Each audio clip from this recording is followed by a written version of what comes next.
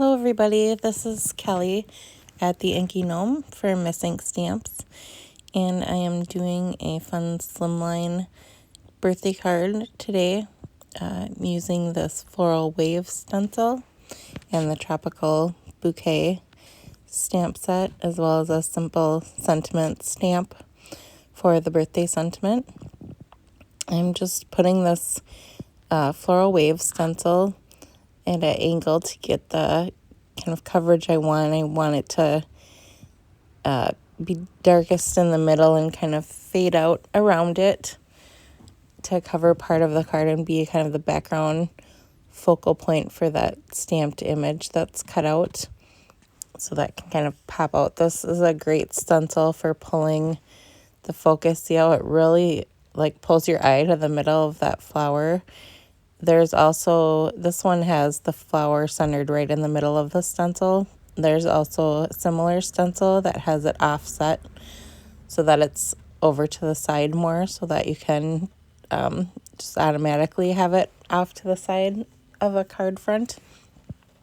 And this is the Tropical Bouquet stamp, which is a really beautiful, different floral bouquet. There's some great big tropical leaves that I love on this one, as well as the Birds of Paradise flowers, which are really fun. I decided to color them mostly in the orange, different shades of orange. And if you look at, I looked at a bunch of pictures of Birds of Paradise while I was doing this, and saw that they really come in a lot of different shades. Some have really bright points of purple or blue in them along with the orange, and some are just more of different shades of orange color. So there's a lot that you could do with this. I'm just doing all of the leaves first, all of the greenery, and just starting with, I like to just start, I'm using a couple different types of alcohol markers to color this one, but you could color this with so many different things. I actually had a completely different idea to do with this when I started, and then decided to color it with markers, so I'll have to try that another time too. But I like to just use the lightest color first, and I just kind of fill in most of the area I'm using that color on, and then I pull in another shade or two darker. Some depending on how big, like those large leaves that are at the bottom, I could have used another color or two as well to get even more variant of color there. But I usually like to just use a lighter color it all in. Then I'll pull in a darker tone of that color and color around the bottom edges or wherever the shaded section would be, or details of that particular part of the stamp. I'll outline those with the darker color and then come back again with the light color that I used in the beginning, and just kind of pull that darker color out using the light marker.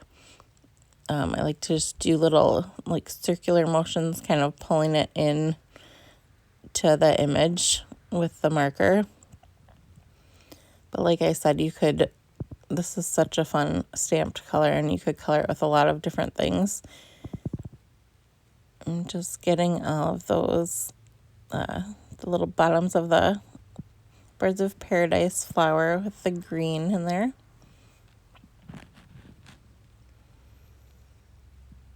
I've been trying out a few different brands of alcohol markers to see what I like, because I used to have a large set of Copic markers, quite a few, that I lost, and I'm kind of playing around to see if I want to invest again in that. But I do love to color, but there's so many different ones out there right now that are fun. I used some of the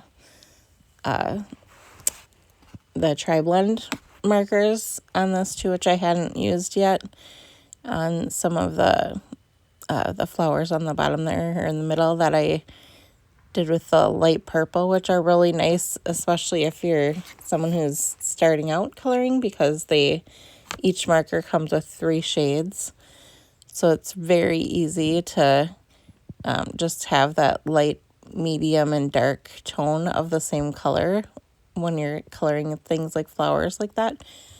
So that was actually really nice. I'm kind of loving those. They'd be great for if you like to travel a lot or things like that, where you bring things to color as something to keep you busy, because they'd be a lot easier to pack because they're kind of a 3-in-1 marker. So I'm just doing light shades of purple for the floral bunch in the middle there. And I just decided to keep those all the same color. Also, I mentioned the front panel with the stenciling is for a slimline card. So I just cut 8.5 by 11 sheet. I did a card base. The slimline ends up being 8.5 by 3.5. So I cut some white cardstock down to 7 and folded that for the card front.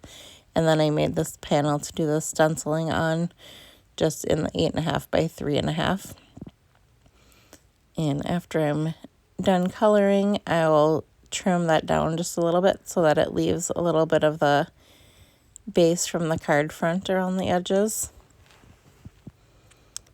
And I had stamped this ahead of time and cut it out. I actually used my scan and cut to cut it out, but you could just fussy cut around it as well. I just wanted it to be the focal point in the middle of that stencil. I'm just finishing up getting all the purple in there.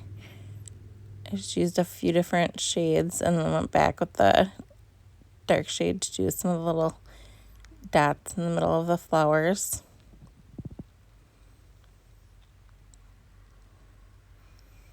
It's a great summer bouquet to use, spring or summer, because it's just got that great tropical feeling.